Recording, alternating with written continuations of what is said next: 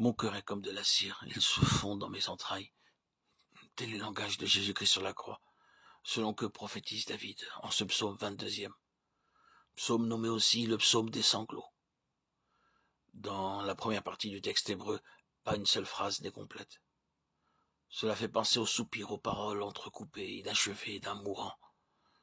Dans le chemin de l'âme amenée à la conformité avec son Sauveur en sa mort, il vient un moment où elle comprend ce que signifie la communion avec ce cœur brisé qui fond comme la cire sous l'attouchement de Dieu. Alors, elle acquiert cette tendresse, cette douceur, cette compassion qui caractérise ceux qui vivent en Jésus. Revêtez-vous comme des élus de Dieu, saints et bien-aimés, d'entrailles de miséricorde, écrit l'apôtre aux Colossiens.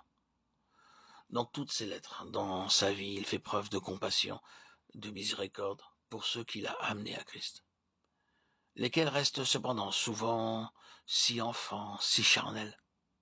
Moi je suis de Paul, et moi d'Apollos, et moi de Céphas, et moi de Christ, disent les Corinthiens, et l'apôtre proteste. Christ est-il divisé? Paul a-t-il été crucifié pour vous?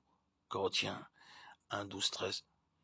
Cependant, il ne se sépare pas de ces bébés spirituellement parlant. Auriez-vous dit 10 000 maîtres en Christ? Vous n'avez pas plusieurs pères, puisque c'est moi qui vous ai engendré en Jésus-Christ par l'évangile.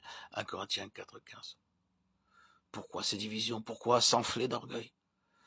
L'apôtre met en garde les nouveaux convertis contre ce danger. Puis, il trace comme un parallèle entre eux et leur père spirituel. Les Corinthiens, eux, se croient sages en Christ. Ils règnent déjà. Paul et Apollos sont fous par amour pour Christ. Les Corinthiens sont forts. Mais ceux que Dieu a choisis pour annoncer l'évangile et qui ont à supporter de grandes souffrances sont faibles. Les Corinthiens sont honorés, mais les apôtres sont méprisés. Quelle distance entre ces bébés qui se croient forts et l'apôtre Paul.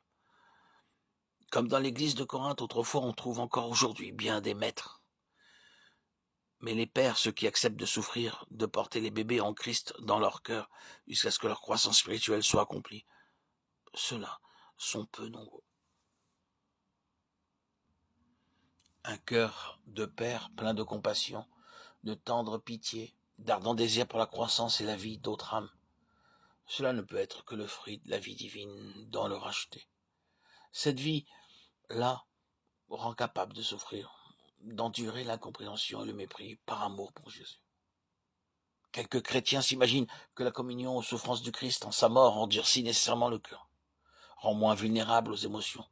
D'autres s'élèvent contre cette conception et ne croient pas possible d'éliminer l'émotion des expériences spirituelles.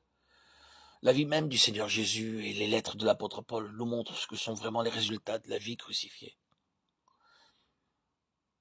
Il est certain que la communion avec Christ en sa mort délivre d'une émotivité exagérée, d'une sensibilité maladive, laquelle peut être une manifestation de la vieille nature. Ainsi, libérée, l'âme devient toujours plus sensible, réceptive pour tout ce qui concerne Christ et le prochain.